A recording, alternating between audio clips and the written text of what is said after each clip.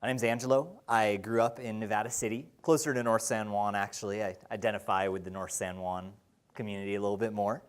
I grew up here. I went to Nevada Union. I was always very interested in renewable energy technology. My dad was a solar installer and energy efficient home builder, so I was around it through a lot of my life. And a great drummer.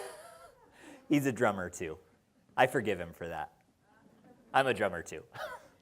I went to Nevada Union and had the very lucky opportunity to participate in the applied physics department with Professor John McDaniel. I hear they discontinued the program, which is a real shame, because the idea was it took a bunch of AP and honors physics kids and put them into the auto shop and just saw what happens. Turns out we started building a bunch of crazy stuff. We had robots, some autonomous aerial vehicles, an electric motorcycle, and mine was a solar water distiller. I'd read some articles about water shortages in disaster-struck zones and thought, hey, this seems like something we could probably build, and built it. It didn't work. Built it again. That one still didn't work. The third version sort of worked, but not very well. But it was a great project, and I learned a lot about what doesn't work on solar water distillers. All of that is to say I discovered that I really liked building technology. I really liked the process of prototyping and innovation. So some roundabout way, all of that came around to me starting this company, Box Power. I'll give you a little bit more of the story of how that got there, because that wasn't much of a transition. Like I said, grew up in Nevada City, but my senior year of high school, I got into Princeton University. I went there as a civil engineer, and I hope you'll forgive me that I managed to preserve some of my soul getting out of there, but they took part of it. I'm kidding, sort of. In 2011, I joined a research team that was designing rapidly deployable energy systems for disaster relief.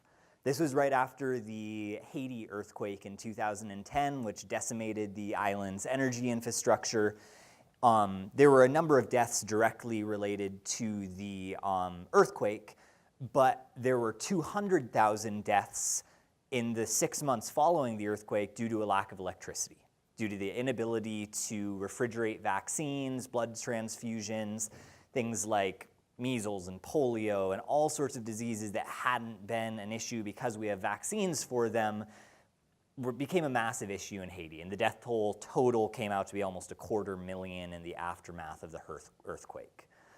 So it was that lack of power and the devastating fatalities that were caused by it that inspired a group of Princeton professors to create a research lab looking at what sources of renewable energy could be scaled down, put into shipping containers, and deployed very rapidly. So we started by looking at solar, wind, biogas, compressed air, hydrogen fuel cells, you name it. There was actually a group looking at small modular nuclear reactors as an option. They got picked up by the CIA and no one really ever saw them again. But it turns out that solar and battery systems scale down really well and can be put into shipping containers. So that was the origins of what became the company Box Power. We spent 4 years prototyping and iterating the designs while in the university and launched commercially my senior year, incorporated, and moved back to Grass Valley, where we're now located up on Whispering Pines, and launched commercially from there last year. Thank you. So the problem that we're addressing at its root cause is that there are very limited options for rapidly deployable, convenient, renewable energy. The solution that has dominated that space for the last 100 years is diesel generators. They're compact, they can be brought in on the back of a trailer, set up, and provide reliable power very quickly. Now, the problem is that operating a diesel generator is expensive, produces 37 carcinogenic toxins as well as greenhouse gas emissions, And the asthma rates in communities with high diesel generator usage, such as in Lagos, Nigeria, where almost every household has a diesel generator to combat an unreliable grid, the asthma rates in children are almost twice as high. So diesel generators have filled this niche for a long time, and there's some obvious shortcomings. On the other side, renewable technology's been around for a while. We all know about solar panels and batteries and all of that. But renewable energy has been prevented from effectively entering this space due to the lengthy design and installation periods, permitting, configuring your own microgrid. I often compare it to the way that people buy a car. When you buy a car, you go to a store, you select from a limited number of options of, okay, do I want the premium? Do I want the DVD player, convertible? And there is a pre-configured option for you. You don't select the engine, you don't select your own brake pads, you don't pick out your tires, and you certainly don't have to then pay someone to assemble all these components that you've selected into your car. You go out and buy a car. That's what we're trying to do with renewable energy systems. We're making a productized version of a solar battery and backup generator system that can be deployed in a single day, provides power that is as reliable as a diesel generator, and comes in at half the cost of operation for a diesel generator. We're trying to reduce the entire microgrid and off-grid energy design process down to one question, and that's how many boxes do you need to link together to meet your energy load? So that's what it's looked like so far. In the last year, we've built, sold, and deployed 8 box power systems ranging from Alaska to Puerto Rico. We have systems in rural northwest Alaska, in an indigenous community near Kotzebue. We have systems in California in the agricultural industry providing power to water pumping for a cattle farm. We have systems in Hawaii in an area impacted by the volcano that erupted on the Big Island. And finally, we have a system in Puerto Rico that we deployed immediately after Hurricane Maria, providing power to a community center. It's powering a laundromat, doctor's office, and hostel that was put together right after the hurricane and has been providing power ever since. So that's what it's looked like. We have big plans for the future in terms of where we can go and where we can take this next, but it's been a very exciting year. But I promised I was going to talk about economics and why people can go off-grid. Going off-grid traditionally has been a necessity. You're either living in a place that doesn't have power, or you have lost your source of power, or your utility won't extend power to where you're living. That's the only reason you would go off-grid, because from an economic perspective, up until maybe 2 or 3 years ago, it was going to be a heck of a lot more expensive than paying for grid electricity. But 2 things are happening now. This is the new rate schedule for agricultural customers in California.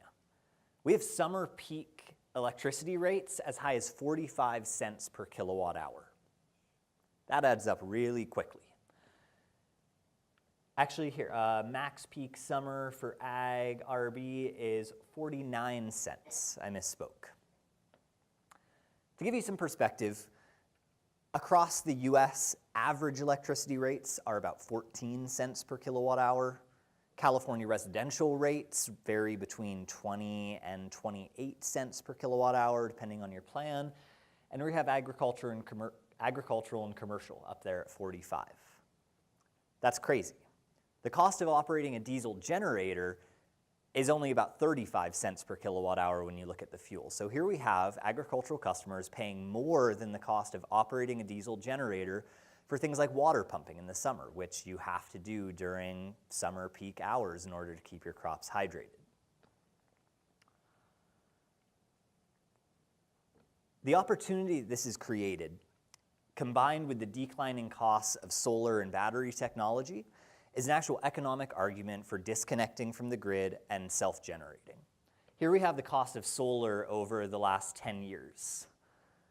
This is the cumulative installed capacity in gigawatts and the weighted levelized cost of energy per megawatt hour. This is mostly for utility scale.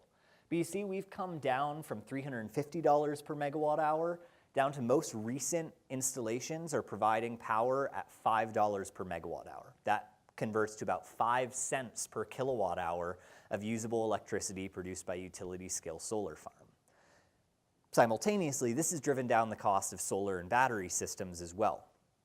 In the last 7 years that I've been working with solar panels, I bought my first panels at about, I want to say $1.70 a watt was about what they were at when we started building systems in 2010.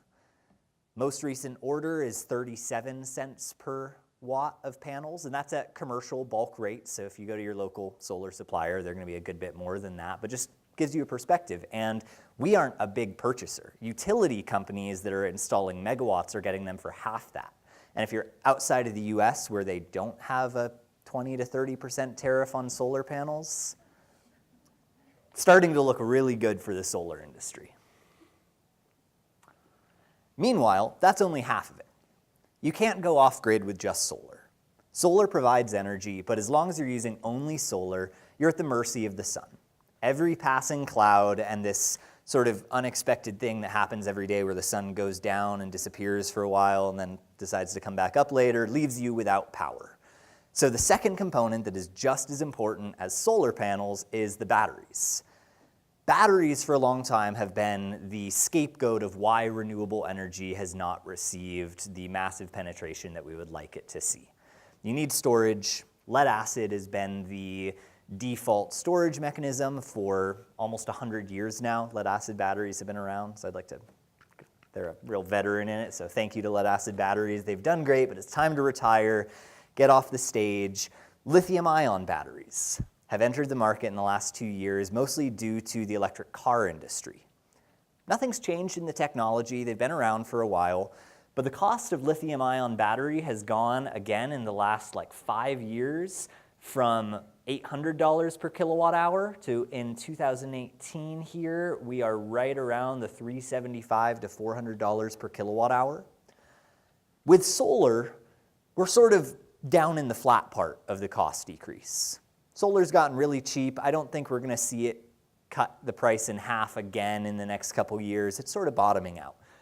Batteries, on the other hand, we're still very early in the cost decrease trend, which is exciting because it means that they're going to get a lot more affordable as electric vehicles become more popular. Like I said, the technology hasn't changed in lithium-ion batteries. The difference is that now, thanks to the likes of Elon Musk and the Chevy Spark or Volt, or sorry, any owners there, don't want to offend them, the cost of lithium-ion batteries has dropped exponentially over the last couple of years and will continue to do so for the next 5 to 10 years as electric vehicles reach critical mass. All of this gets us to this pretty exciting intersection here, which I told you really happened about 2 years ago, where the cost of solar and storage caught up to and surpassed the cost of fossil fuel generation. This figure specifically is for coal versus solar, but a very similar intersection has occurred between solar battery and diesel systems as well, with the levelized cost of energy of a solar battery system now being competitive and actually exceeding, or the opposite of exceeding, being well below the cost of operating a diesel generator. The issue is that comparing these two costs isn't as straightforward as comparing two cars as an option, because diesel generators traditionally on a company's books are an operating expense. Diesel generators, or any sort of generator, has a relatively low upfront cost. You can go to Home Depot and get a 15 kilowatt propane generator for under $1,000. If you want a high-quality diesel Tier 4 EPA-approved continuous use generator, you're looking closer at $12,000 to $15,000 for a 20 kilowatt genset. But relative to the cost of operating, that's relatively small. Using it at an average of 50% of the time throughout the course of the year is going to run a bill of between $15,000 and $20,000 in fuel costs. So you spend the cost of the generator again every year. Solar battery systems are very different. They're a huge upfront cost. You'll spend $30,000, $40,000, even $50,000 on the solar and battery system capable of meeting that energy load. That system then pays for itself over a number of years, but requires that upfront investment. So for our first fancy economic formula of the day here, we have levelized cost of energy. When you talk about the cost of a solar battery system, you don't want to look at the upfront price tag because it's going to be big and scary, and compared to the cost of your generator is going to look like a terrible idea. But what you have to look at is, what is the sum of the costs of that energy provider going to be over its lifetime? So for a solar battery system, that is the upfront cost of the system, any maintenance or replacement costs in that system, and we generally look at a 20-year lifetime as sort of a standard project lifetime for an energy system. So in 20 years, I would assume that you're probably going to have to replace your batteries once, you're probably going to have to replace your inverter once, you're going to have to clean your panels and do some routine maintenance. You add up all those costs, sum of costs over lifetime. You then divide that by the sum of the electrical energy that that system provides to you that you can use. Now there's an important distinction there. You can divide it by the total amount of energy that system produces, but that'll give you a misleading levelized cost of energy, because some of that solar power is going to be produced during the day when you don't need any more solar power, when your battery is charged, when you're away and not using the electricity. So that's a key difference, is the difference between some of electrical energy produced versus some of the electrical energy used. Minor distinction, but important in looking at an accurate cost here. You then add those all up, run them from time N to time whenever, and what you get is a dollars per kilowatt hour of electricity. That's the same dollars per kilowatt hour of electricity that we're paying to PG&E. That's your 49 cents per kilowatt hour of electricity for agricultural customers in the summer, 22 for residential customers. To then compare that to a generator, you have to look at the initial capital of the generator, plus the annual fuel costs that you will be using every year for that generator. Add those up over 20 years, divide by the amount of electricity that you're going to be using, and compare those two numbers. With current solar and battery costs, what you're going to find is that an off-grid solar and battery system can provide energy at a cost between 18 and 22 cents per kilowatt hour. That's a pretty magical number. That's half the cost of operating a diesel generator over 20 years, and that is directly comparable and competitive with what you would pay as a residential customer to PG&E over 20 years. The difference is that your solar and battery system probably isn't going to shut off your power every time the wind blows more than 30 miles per hour. So all of these equations and formulas are available online. I'm not here to sell you anything. I'm here to tell you, look at what you're paying for energy, look at your current sources of energy, and do the research. Do the calculation to see what is the best 20-year investment. Is it paying PG&E? Is it paying for a generator for water pumping? Or is it investing in a solar battery system that's going to provide you 20 years of free power after that initial investment? This is like one of those motivational posters I keep on my wall. It's like, got our unpredictable rising electricity costs. Who knows what they're going to be next year? The trend is rising across the country. Predictable solar PPAs. I remember why I put that in there. Financing. Because for a lot of people, it's really hard to come up with $50,000 up front to buy a system. Even if long-term, over the life of the system, it is a better economic move than paying that annual cost. If you don't have access to that 4 or 5 year investment to make, then what are you going to do? That's another big step that the industry has taken recently, is that there's financing available for solar and battery systems that can extend the payment of those systems over, say, 6, 8 years, and some now even reaching 12 and 15 years. That provides you with is a predictable solar PPA. It's a power purchase agreement, where a financing company will own your solar and battery system for a given number of years, again, 6, 8, and 12 are the standards, and you pay a set monthly or annual fee to them. At the end of that 6, 8, or 12 years, the ownership of the system is transferred to you. Now, the magic number there is right around 7 and 8 years is where the payments for that system can be less than what you are currently paying for either grid electricity or a diesel generator. So the trick for looking for financing is a term of financing long enough that your monthly payment on the principal is less than your other source of energy. I like to call the grid the alternative source of energy now. I'm sick of renewables being called alternative. It's like, no, everything else is alternative. Let's reframe this here. But basically what that will allow customers to do is switch to a renewable source of power without any upfront capital costs, without any hit to their balance sheet, and instead they'll go from spending $1,500 a month on diesel fuel to paying $1,300 a month to a financing company for their solar battery system. They do that for 8 years, ownership is transferred, payments end, and now they have an asset that's going to provide them power for another 12 to 15 years. Those people look so happy with their new solar battery system. This is in Puerto Rico. This is Christine and Luis, who are the incredible entrepreneurs who created this community center after Hurricane Maria. And this is the installation we did in Buckland, Alaska. These 3 systems are installed in a community of about 800 people. It is an hour plane ride from Kotzebue, which is the nearest grocery store, hardware store. This is the most remote place I've ever been. It is stunningly beautiful and rather scary to be that far from anything else. But we installed these 3 systems.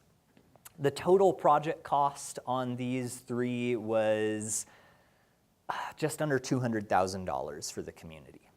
But these 3 systems combined will be offsetting, I think it was about $70,000 a year in diesel fuel. It pays for itself in 3 years. They're offsetting, I guess, 8,000 gallons a year of diesel with these 3 solar systems. That's in Alaska. Alaska is not known for having the best solar conditions. These don't do anything in the winter. They sit there, but partly thanks to the long Alaskan summer and partly thanks to the fact that they're paying $7 to $8 per gallon of diesel because it has to be flown in and stored year-round there, solar makes economic sense in Alaska. That means it really makes sense in California. There's some comparisons here compared to leasing and operating a generator, the savings that can be achieved with replace box power with any well-designed and well-placed solar battery system. Bonus points if you like it in a container, but I'm here advocating for the industry, not for box power. There are a lot of great providers of renewable energy out there, so pick one and they will help you. But the potential for savings for an agricultural customer using or leasing a generator is on the order of $400,000 a year, or over 20 years, excuse me. And this is a specific case study that we did in Puerto Rico. In Puerto Rico, it's not so much the cost of energy that's the problem, it's the reliability. Even now, I just actually flew back from Puerto Rico 2 days ago. It's been over a year since Hurricane Maria. And staying in Old San Juan, which is like the tourist capital of Puerto Rico, the power went off 4 times during the week that I was staying there. The grid is still incredibly fragile. And for commercial and agricultural customers, every time the grid goes down, they lose all of their productivity. They can't sell, they can't refrigerate, they can't produce. So the lost opportunity cost here for small businesses in the wake of Maria has been estimated by the Economic Development Association of Puerto Rico to be about $1,600 per month of lost productivity from grid intermittency. When you take that in, and that's not so different from what we are now experiencing in California with the fires and PG&E, who we're not really sure if they're going to be around, sort of what's happening with PG&E. Is anyone from PG&E here? Anyone? Bummer. I'd really love to put them on the spot right now.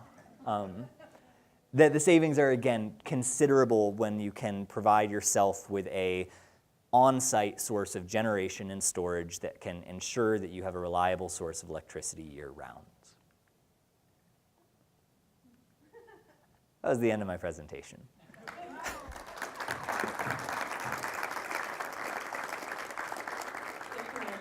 Yeah. We're going to do some quick Q&A. Please.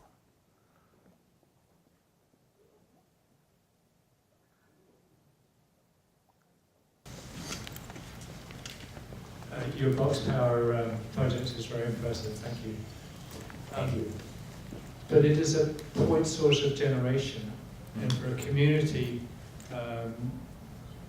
you need some sort of grid. It may be a local grid. So I'd be really interested to hear your views on how you distribute the power and what that looks like in an era of localized point source generation. Yeah, absolutely, and great question.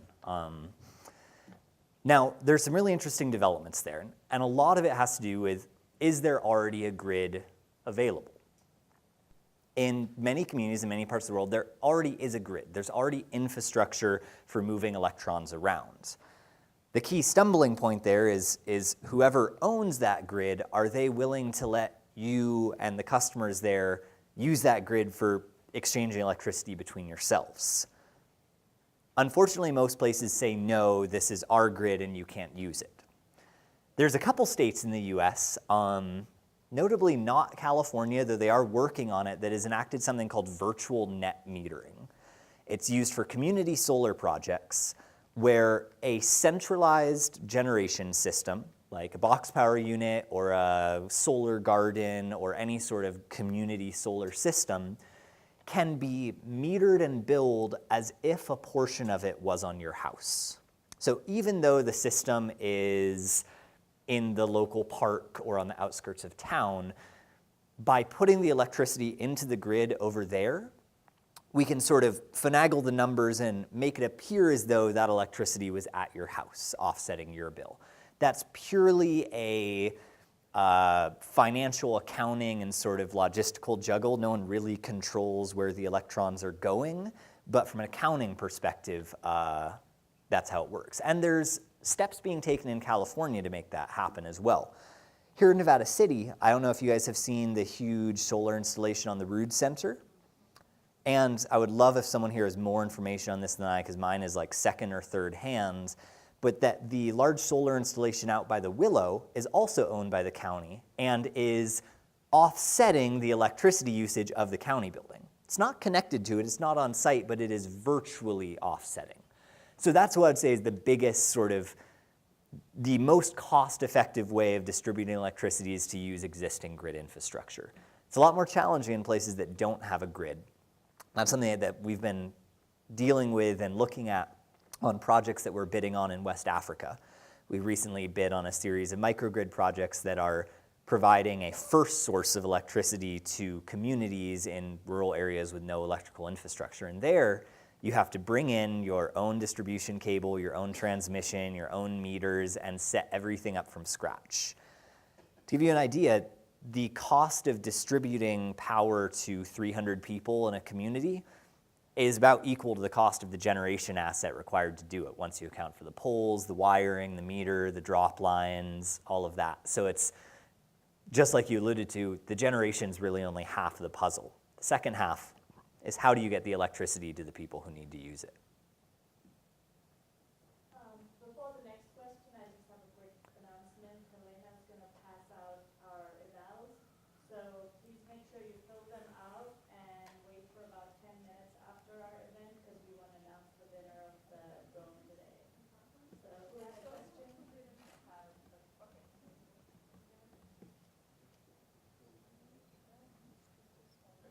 I noticed with your couple of your installations that there's also you have wind turbines with them. But I took up that you made a mention of how effective they are as far as their economic return and maintenance and so forth.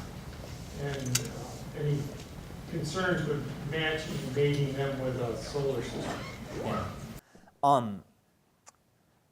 7 years ago, small-scale wind was a comparable, cost-effective solution to solar.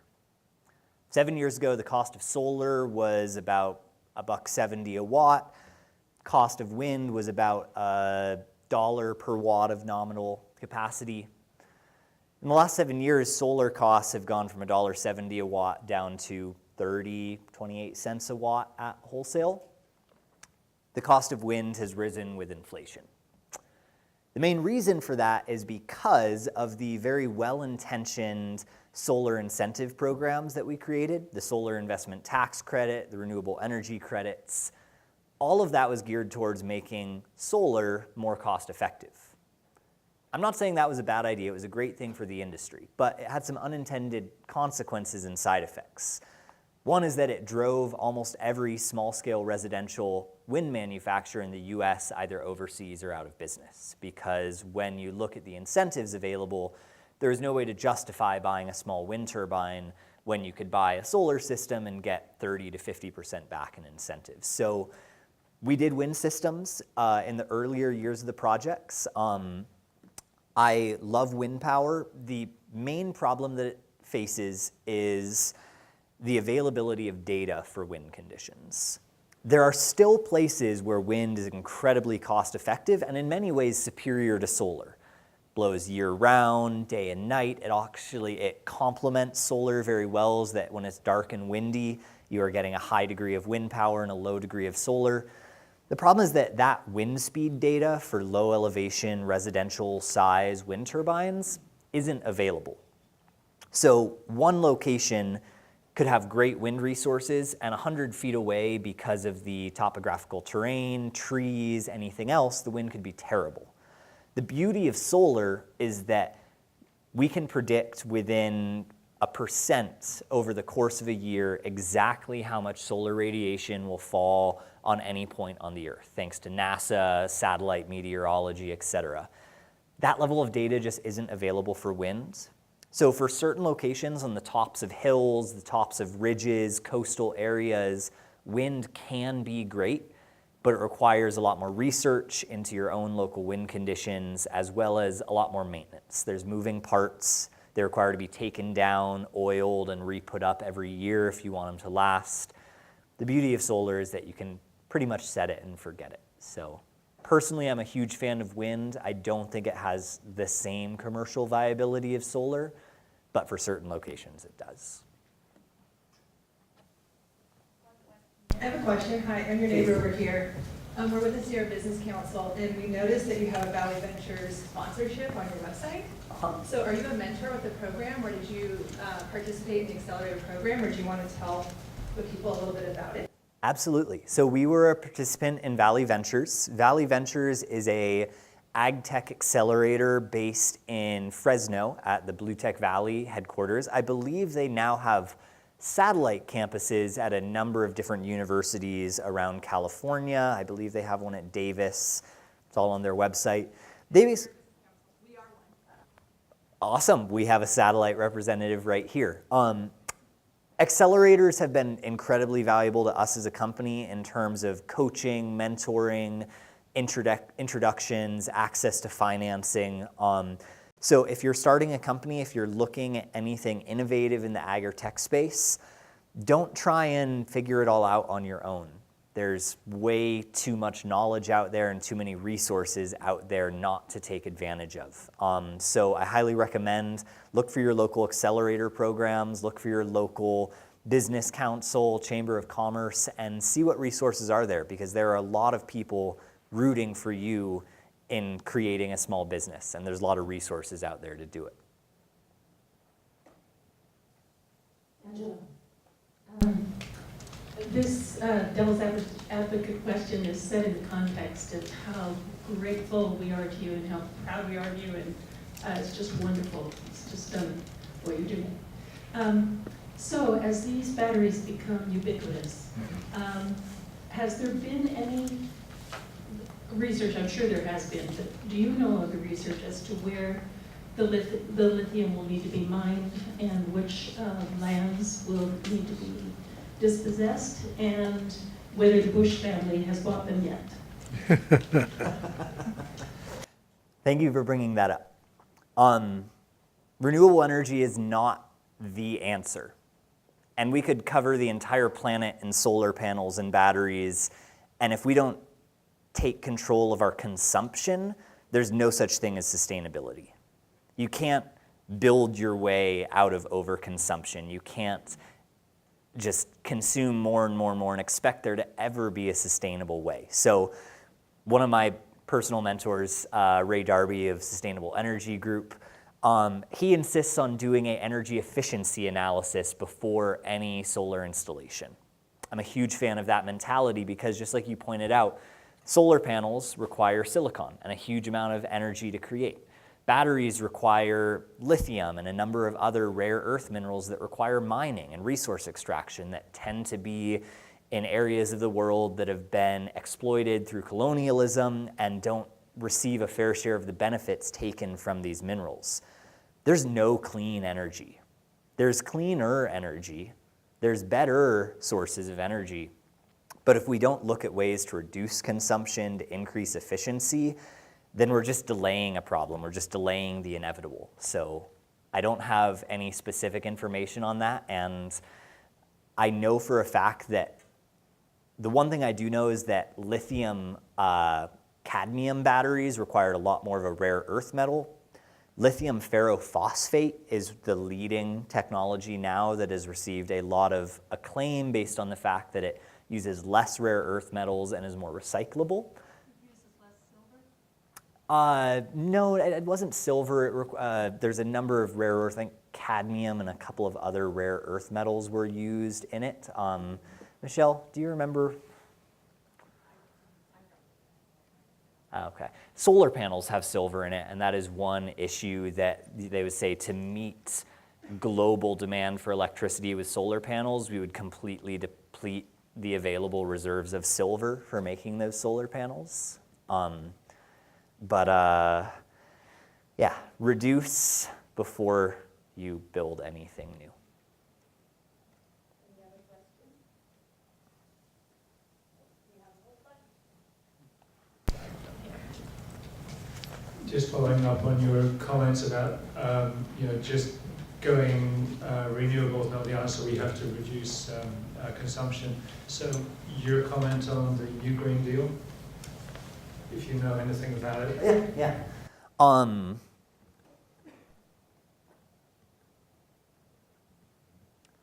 I can't think of anything bad to say about it right now.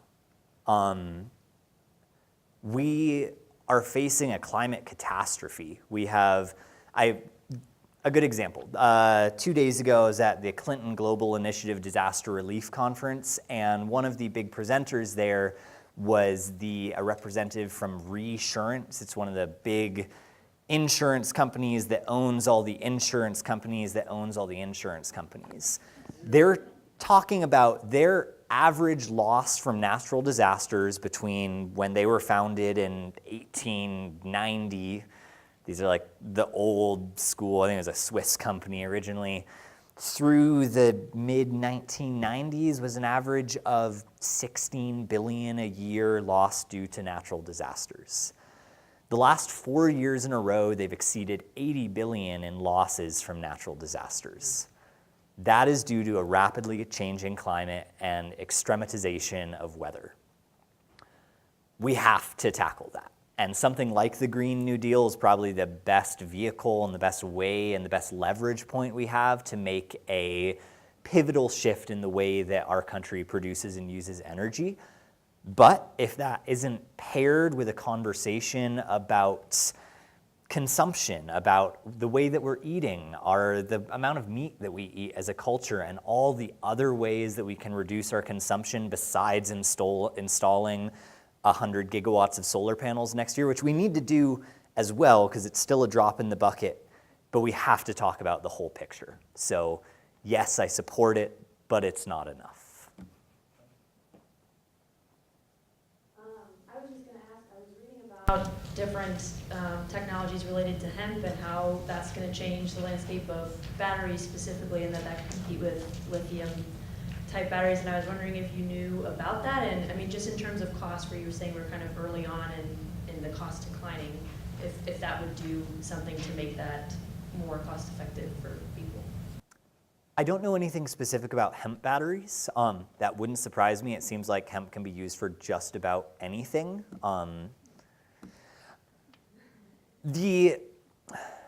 There's something frustrating in the battery technology world, and that is that there are easily a dozen battery technologies that are better, more sustainable, potentially more cost-effective than lithium-ion batteries. The only reason that lithium-ion batteries are the default choice right now is because of the electric car industry, and they were the first battery used for electric cars. Some principles about their physical chemistry and the way that they can discharge and charge very quickly makes them ideal for electric cars. They're also very lightweight. And basically, electric cars have just brought down the price for everyone else. Now, what that means is that just in the way that wind got left behind because of solar incentives, a bunch of amazing battery technologies are getting left behind because of the electric car industry and lithium-ion. So it's not that lithium-ion is the best technology, it's the first one to get really mass-produced since lead acid. And I assure you that over the next 5 and 10 years, there are going to be new batteries that come out that are going to be more cost-effective, longer-lived, more sustainable, better in all these ways, but it's going to take a global industry adopting them to push down the price to the part that they're actually commercially viable.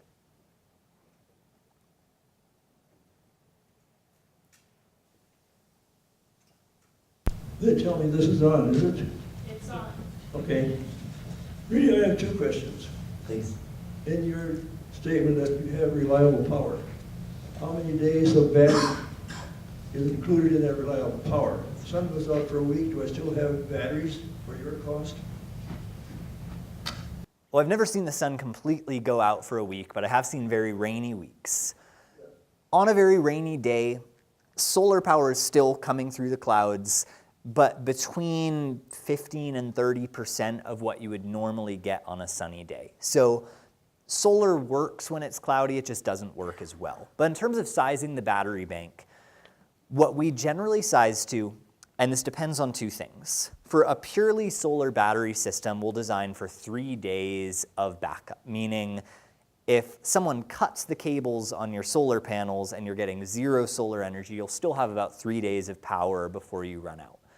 If you're still getting 30% of your normal electricity from the sun through the clouds, that extends that out to 5 days-ish of power.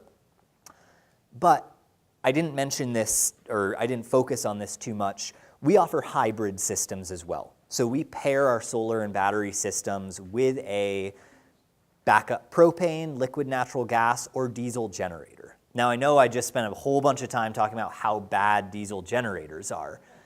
They're not. They're actually amazing. You can store the fuel for a year at a time. They're there when you need them.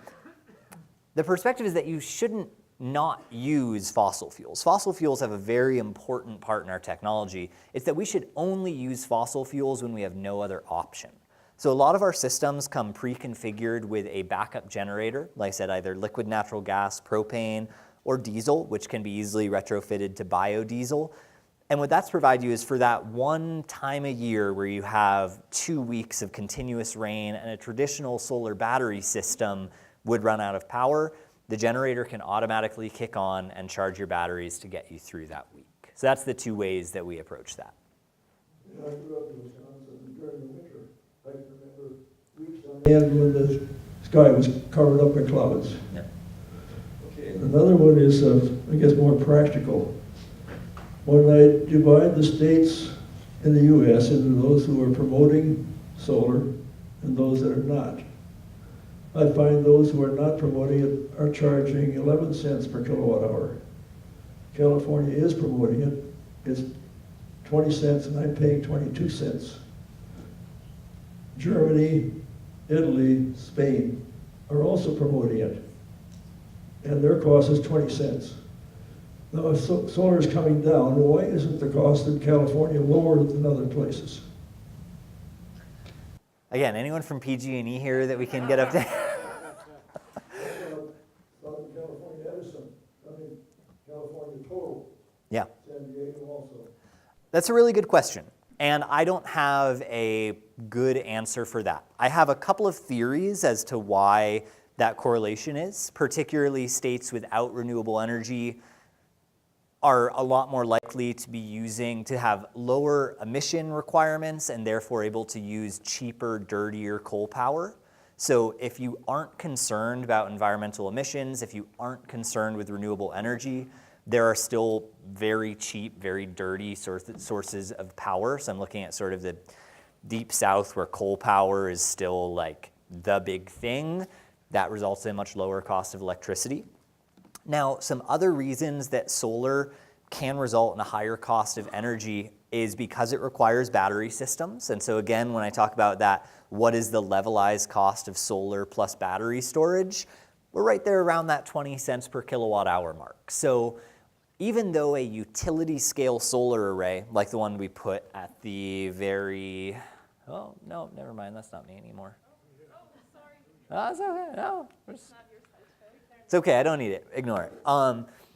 The cost of a utility scale solar plant can get as low as 5 cents per kilowatt hour, but that doesn't include the cost of storage, doesn't include the cost of transmission, and that still is gonna require either batteries, a demand-driven like liquid natural gas turbine, or some other source of power to fill the intermittency of solar. And that brings up the cost of it again. I think there's also a correlation with California just being a really expensive place to live that's a part of that. And I know that a lot of fees from ratepayers in California go back into investing in renewable energy. There's a program called CalSeed that provides grants to renewable energy companies paid for by ratepayers. So I'd say there's a lot of inflated costs in there that aren't directly related to the cost of generating power in solar, but I don't have any more sort of detailed information on how those costs correlate. Well, the incentives are still part of the cost of solar. Mm-hmm. Doesn't add up to me. Okay. Thank you. No, that's an area that I would like to do more research in as well. I have a question. Well, it's kind of long. Years ago, I wanted to get solar for my property, and I wanted to go, I had electricity, I wanted to go off grid. And the solar installer was like, no, you do not want to go off grid, you're going to get all these incentives, all this is going to happen, blah, blah, blah. And I just was like, no, I want to be off grid. And so we ended up not doing it, we ended up moving here, or to the county. And in that process, we're here now, and I've talked to several solar installers, and they're again saying, I said, I want to be off grid. The reason I want to be off grid is that I don't trust PG&E, and I also don't like PG&E, and I know that it's a matter of the battery, issue, and I know all those things. I still want to be off grid. I mean, we have electricity where we are, and luckily we don't have smart meters and all that stuff. But I want to get completely off grid. Do you think that's a bad idea? Bad idea? No. Is it a optimal economic perspective? Probably not. And the reason for that is the grid is sort of like a battery that you don't have to pay for. If you have the grid available, you can put a solar array on your house, you can produce all your power, and then when the solar isn't, you can pull from the grid. That's treating the grid like a battery, but it's a battery that someone else has financed and provided and installed for you. From a strictly economic perspective, if there is net metering, if there is interconnection incentives, that's still going to be your cheapest option because the utility is allowing you to use their infrastructure like a battery. That being said, if you have access to financing and if you're willing to make a 10 to 20 year investment in a battery system, it's completely possible. Over 20 years, it's going to be the same cost because instead of paying for that battery from the grid, you're going to buy a $15,000 to $20,000 battery system up front that you're going to use. And over the cost of it, those two things are going to come out to be roughly equal. The grid is easier, it's more convenient, but they're both possible. So it's not a bad idea, it's a matter of choice. And a lot of people have found sort of a happy medium where they have solar, they have the grid, and they have a small battery system that they use for outages. So if they the grid goes down for 2 hours, you can have a relatively small battery system that powers your house. It's not designed for 3 days of backup like the systems that we've talked about previously, but it gives you sort of a best of both worlds. So I would say there isn't a right or a wrong approach. I think most solar installers have found that when they tell people how much a battery is going to cost to go completely off grid, their hair sort of blows back and they go, oh, never mind, I don't want to go off grid that badly. But it's a matter of priority, and it's a matter of access to financing.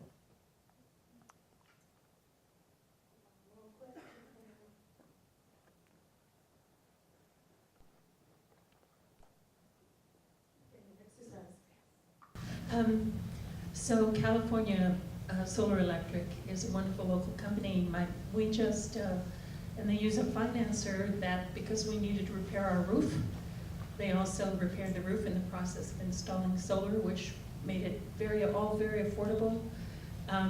In going after that question as to whether to go completely off grid, because I very much want to do that one of these days. I was told by California Solar Electric that just right around the corner, there are such developments in the batteries that are coming available in terms of affordability and how effective they are, that you should just install the grid and make sure it's a grid that will be compatible with what's coming down the line very soon. I would agree with that. The graph that I showed of solar and battery costs, solar has pretty much bottomed out. People used to say, oh, you should wait to do solar because it's going to get a lot cheaper. That's no longer true. It might get a little bit cheaper. It might get a little bit more expensive. Prices are sort of fluctuating and equalizing as demand and supply balance out. But solar's pretty much where it's going to be. Batteries, though, like I said, are still early on that price decrease curve. And I would be willing to bet that over the next 5 years, we're going to see at least a 50% cut in the cost of battery storage, if not more. Some of the clean tech research outlets are predicting that we're going to get to $100 per kilowatt hour of storage by the year 2022. We're currently at $350 per kilowatt hour of storage. So they're completely right. If you don't need to go off grid right now, and if you're not paying 49 cents per kilowatt hour for your summer peak rates, if you're paying 20 and 22 cents per kilowatt hour, there's a strong argument to be made for waiting a couple years for battery technology to continue to go down. So I would say that is sound advice and something I would agree with. One more quick question about the grid. You talked about the cost of the grid being commensurate with the cost of the power source itself in a virgin land. What about, have you compared, I'm sure you have, the cost of overground and underground distribution? Yeah. The upfront cost of underground distribution is 3 and 4 times higher, and so that is the main reason that the majority of our electrical infrastructure is above ground. Servicing underground is also a lot more expensive. Adding lines, upgrading capacity, adding transformers is all a lot more involved. For areas like the Caribbean that are becoming more and more frequently struck by hurricanes, the underground electrical infrastructure is becoming much more popular. U.S. Virgin Islands after Hurricane Maria, wiped out like 90% of their electrical poles. They are now putting a lot of their transmission wires underground. And for that area, it's definitely a good investment.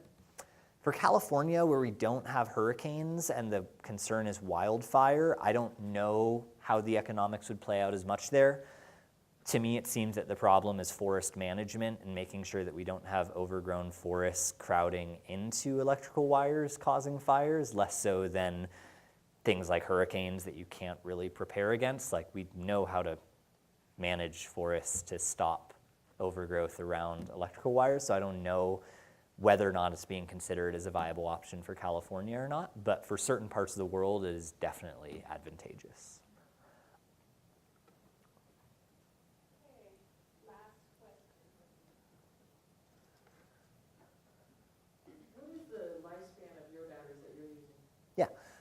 So we offer 2 options. Industrial flooded lead acid There are still a lot of benefits to flooded lead acid, particularly they have a lower upfront cost. They don't last as long, but they have a lower capital cost. And they're also actually a lot more sustainable. Despite the words lead and acid, people being like, ooh, that doesn't sound good for anything. Lead acid batteries are recycled, and globally in the US, something like 95% of the materials from lead acid batteries, when recycled, end up in a new lead acid battery. That is not the case for lithium or any other battery technology. So from an environmental perspective, I would advocate for lead acid batteries. They have a warranted lifespan of 7 years. When treated well, when maintained properly, and when treated gently, and what I mean by that is not discharging them down to zero every day.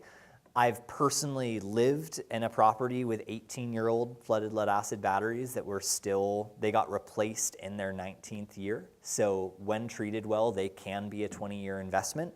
That isn't typical. That's when they're treated very carefully. Lithium ferrophosphate batteries are typically warranted for 10 years and have a functional lifespan of 15 to 20 years under very aggressive use cases. So that is, you can discharge them from 100 to 0 every day without any depreciation of the battery health itself, and they will go anywhere from 6,000 to 8,000 cycles. So a cycle is a full 100% to 0%, so you're looking at 300 cycles, 365 cycles per year, 3,650 cycles per 10 year, 7,000 cycles per 20 years, and that's right around the 18 to 20 year mark that lithium batteries last. And that's the second option we offer. Thank you very much, Yeah. Angelo. It's my pleasure. Thank you.